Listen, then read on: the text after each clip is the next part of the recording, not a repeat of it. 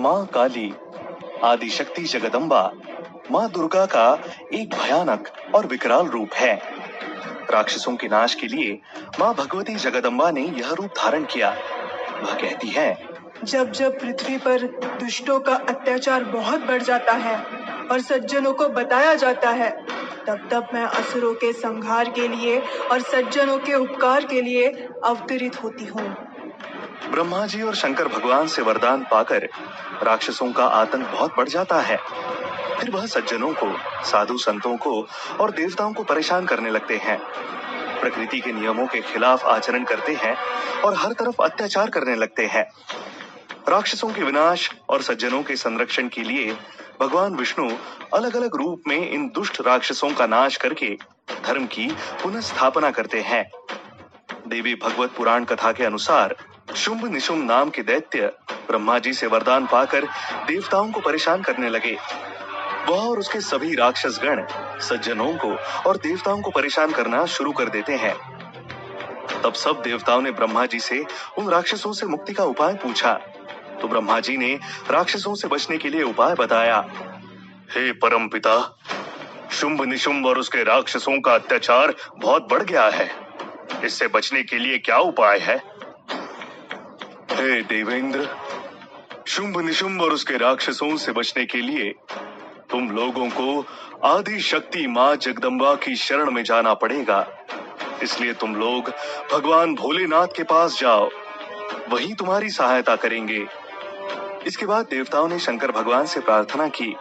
तब शंकर भगवान ने माँ पार्वती से देवताओं की सहायता करने के लिए कहा, हे देवी, देवताओं के कष्ट हरण करने के लिए आपको कोई उपाय करना चाहिए।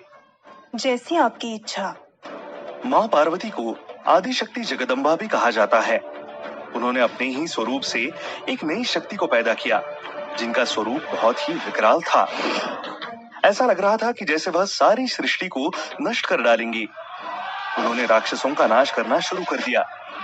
इन राक्षसों में एक राक्षस रक्तबीज नाम का था, जो बहुत ही भयानक राक्षस था।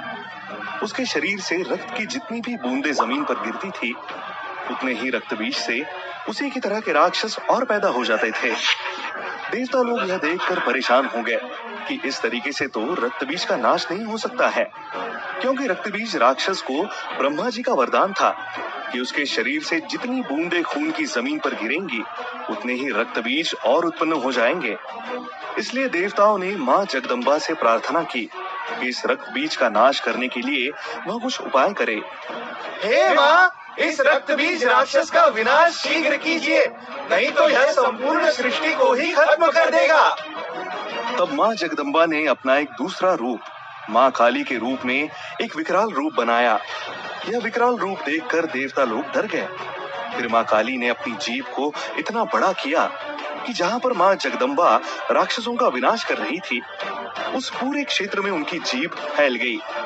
इससे रक्तबीज का रक्त जमीन पर गिरना बंद हो गया और वह सारे रक्तबीज मारे जाने लगे और कोई नया रक्तबीज नहीं उत्पन्न हो पा रहा था।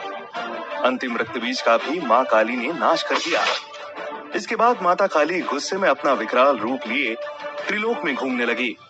अब देवताओं के सामने यह नया संकट आ गया कि वह किस तरह से उनका क्रोध शांत करे।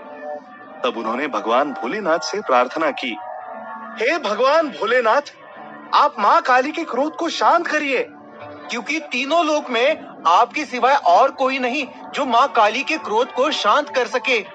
इसलिए आप ही कुछ उपाय करें जिससे माँ काली का क्रोध शांत हो। भगवान भोलेनाथ ने देवताओं को आश्वासन दिया कि वह कुछ करेंगे जिससे माँ काली का क्रोध शांत हो जाए, और वह जाकर के माता काली के आगे लेट गए।